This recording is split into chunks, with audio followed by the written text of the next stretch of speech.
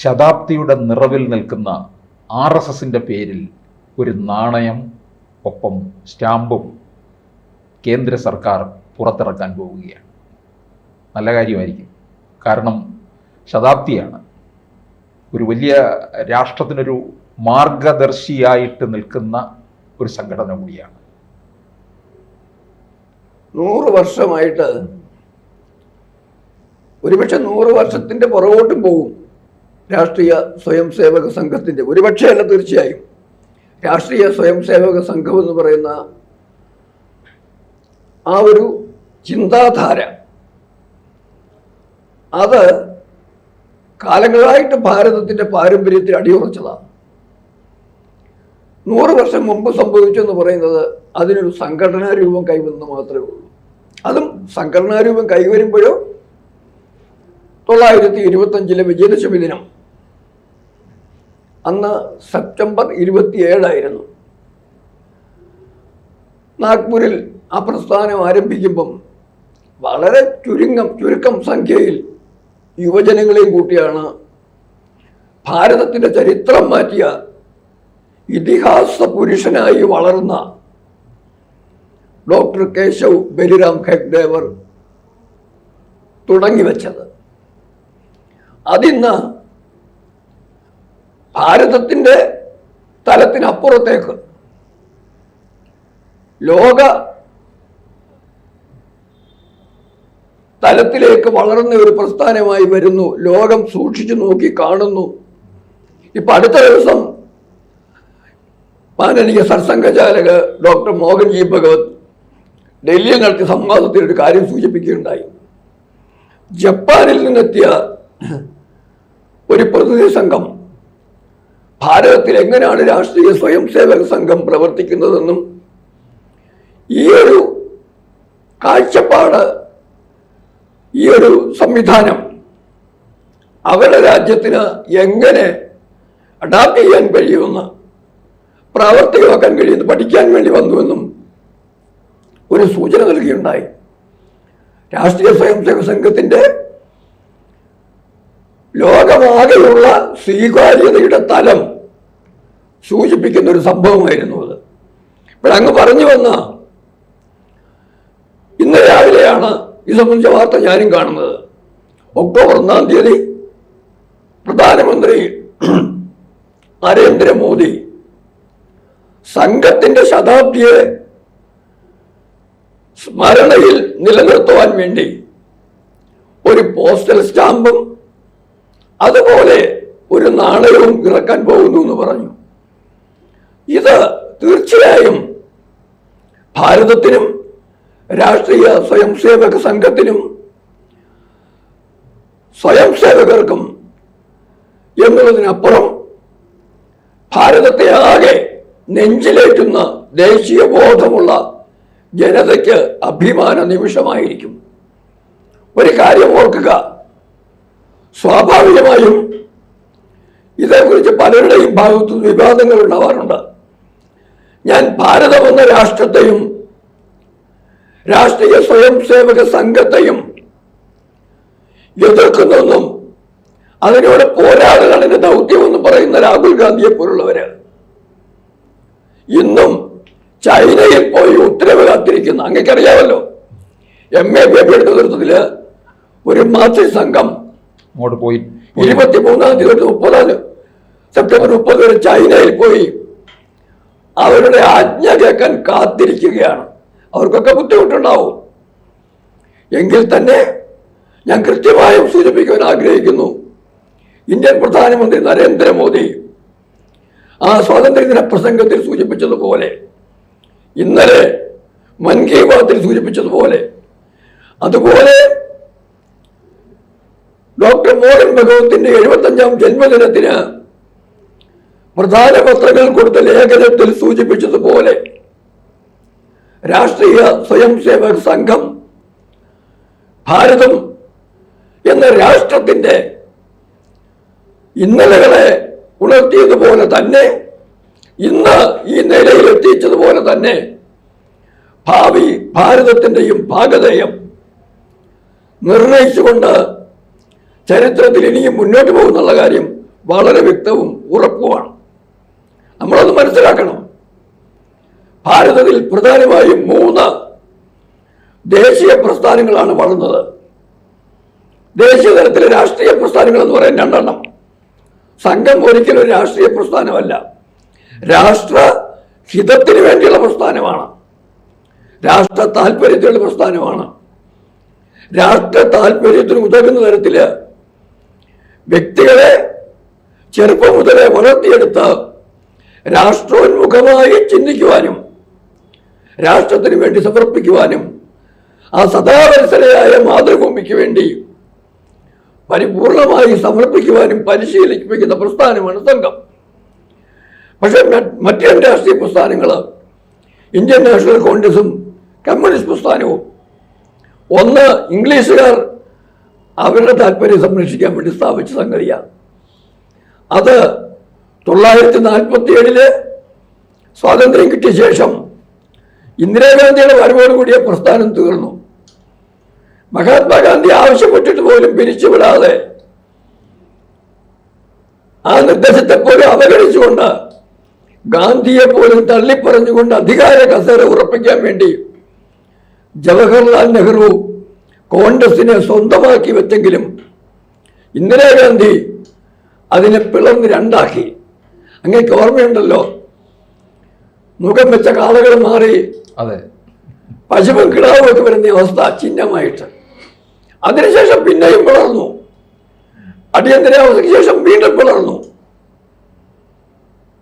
ഇന്ന് കോൺഗ്രസ് ഐയും കോൺഗ്രസ് ആറും ഒക്കെ ആയിട്ട് അവസാനം ഇന്ന് ബാക്കിയുള്ളത് ആ പഴയ ഇന്ത്യൻ നാഷണൽ കോൺഗ്രസിന്റെ തുടർച്ചയെ അല്ല. അത് യഥാർത്ഥത്തിൽ പറഞ്ഞാല് സോണിയാഗാന്ധിക്ക് ശേഷം ഉണ്ടായ ഒരു രാഷ്ട്രീയ പ്രസ്ഥാനം എന്ന് കണക്കാക്കേണ്ട ആവശ്യമേ ഉള്ളൂ.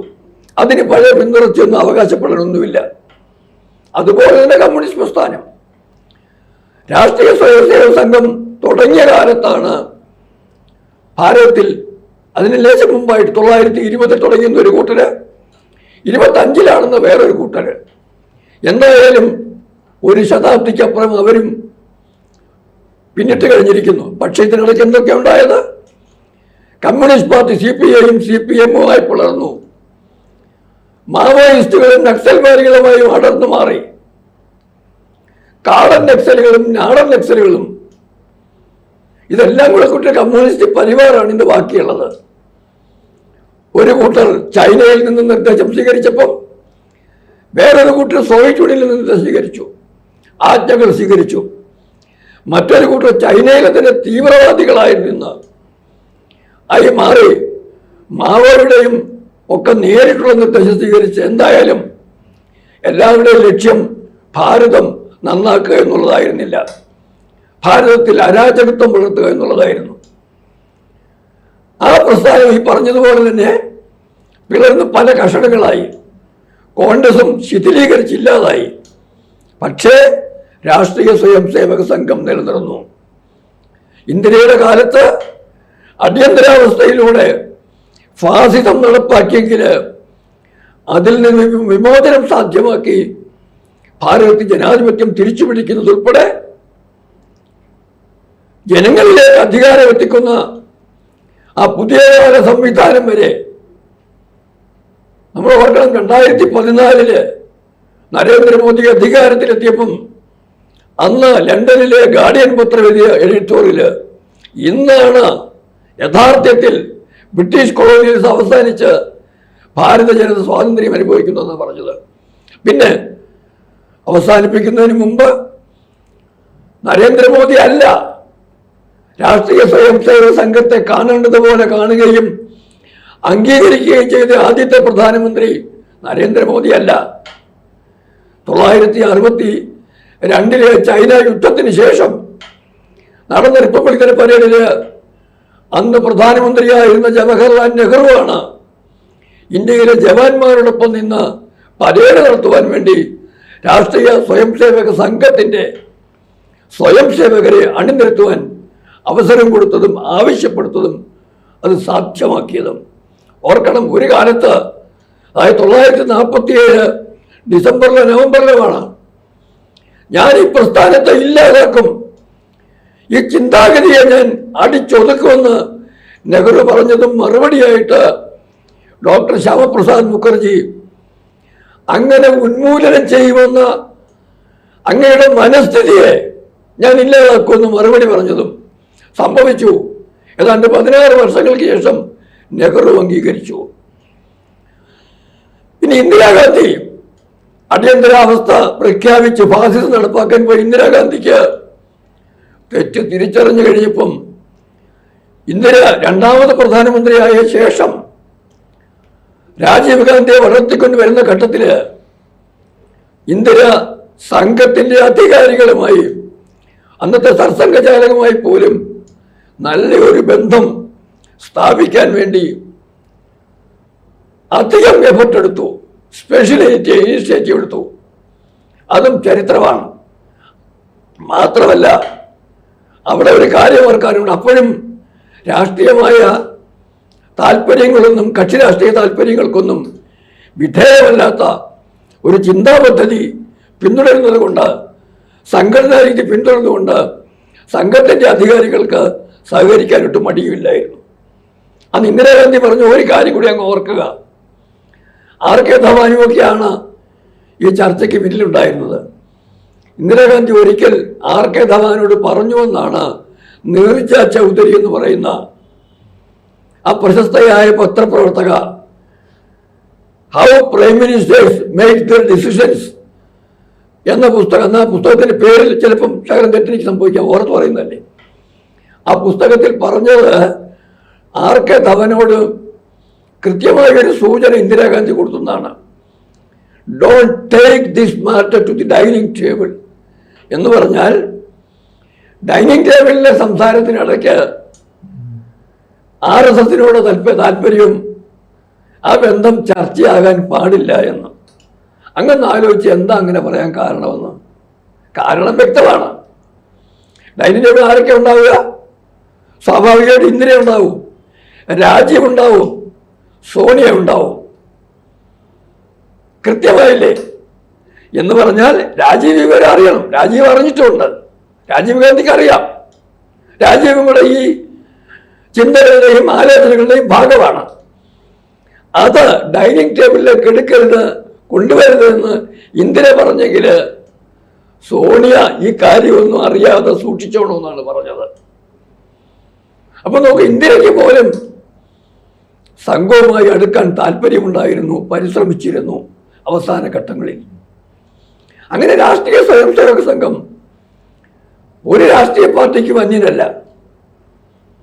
പണ്ട് കോൺഗ്രസിന്റെ ഐഡന്റിറ്റി സ്ഥാപിക്കാൻ വേണ്ടി